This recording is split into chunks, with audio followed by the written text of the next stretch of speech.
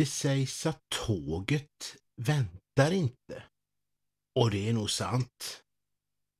Det här loket har väntat på revision i 20 år nu. Och kommer nog få vänta ett tag till på denna. Loket har i många år stått i museihallen i Anten. Och det står där även nu. Men en gång i tiden var det en riktig arbetshäst vid Anten-Gräfsnäs järnväg. Loket byggdes 1920 tillsammans med ett systerlok för Ruda Oskarshamns järnväg, ROJ. ROJ var under expansion och byggde vid denna tid även en järnväg mellan Ruda och Älghult, kallad REJ. Järnvägen mellan Ruda och Oskarshamn, den hade funnits ett tag 1920. Den byggdes redan 1907 nämligen. Detta ånglok, det byggdes av den berömda tyska ånglokstillverkaren Henschel und Sohn i Kassel. Med tiden gick dock ROJ i konkurs. Järnvägen och så även loket köptes av KBJ, Kalmar-Berga järnväg. Och den kom som ett dotterbolag och kallas för ÖSMJ, Östra Smålands järnväg, där flera banor i Kalmartrakten kom att ingå. Och 1940 övertogs alla banorna av SJ och ROJ 5 kom att heta SJ S2P nummer 3039. ROJ 5, ja, det kom under SJ-tiden precis som systerloket tjänstgöra som persontågslok på det småländska trefota nätet med spårvidd 891 mm. Med tiden kom ju dock allt fler smalspåriga banor att försvinna och allt fler smalspåriga järnvägsfordon att skrotas. Systermaskinen till ROJ 5 med SJ nummer 3038 mötte skrotdöden 1962. Men ROJ 5 3039 kom att möta ett nytt liv som museilok då det köptes av Anten-Gräfsnäs järnvägs föregångare Stora Lundby järnvägsmuseum 1970. ROJ 5 har verkligen varit en uppskattad arbetshäst sedan den kom till Stora Lundby järnvägsmuseum och senare Anten-Gräfsnäs järnväg. Men nu har det stått och väntat på revision sedan år 2000. Detta är en vacker maskin. Ett påfallande stort tanklok ändå för att vara ett smalspårigt lok. Men det är klart, i det skick den är nu så är den ju en aning sliten och smutsig. 2,5 meter bred är den, 8,5 meter lång och 35 ton tung.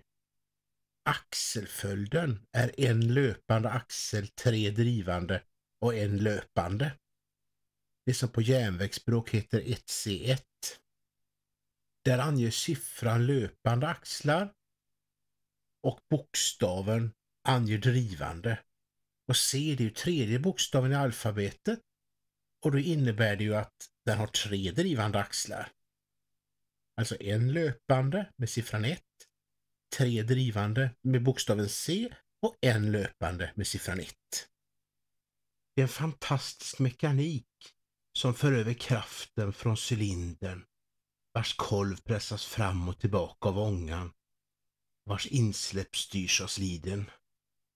Mekanik som kräver en omfattande daglig smörjning för att fungera väl. Den överhettade ångan, som efter att den har gjort sitt jobb i cylindrarna, den går upp i skorstenen och där skapar den drag, det som vi hör som det tuffande ljudet från ett ånglok. Här mitt i hytten finns pannan med fyrboxen. Här eldar eldaren med kol från kolboxen. Och eld och rök går in i tuberna. Runt tuberna finns vatten som kokar och ångan den bildas i ångdomen. Kanske är det dags för lite växling för loket. Eldaren skyfflar in med kol i fyren. Kol som efterhand brinner upp och askan ramlar sedan ner i asklådan som sedan kan tömmas ut, lämpligen i anslutning till en slagggrav med hjälp av dessa pedaler. Lokföraren ställer omkastaren i läge framåt Längst fram först med långa slag och sedan kortare när farten ökar.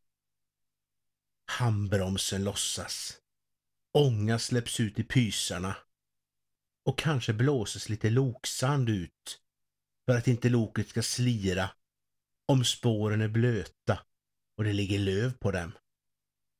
Den fuktiga luften, närmast kolröken och ångan, kondenseras och blir till ännu mer ånga. Lokföraren använder regulatorn, denna stora gaspedal, och sakta smyger loket iväg. Det var ett mycket statusfullt jobb att köra ånglok en gång i tiden.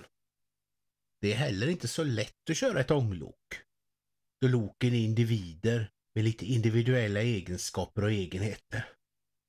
Och sikten från loket, den är inte så god.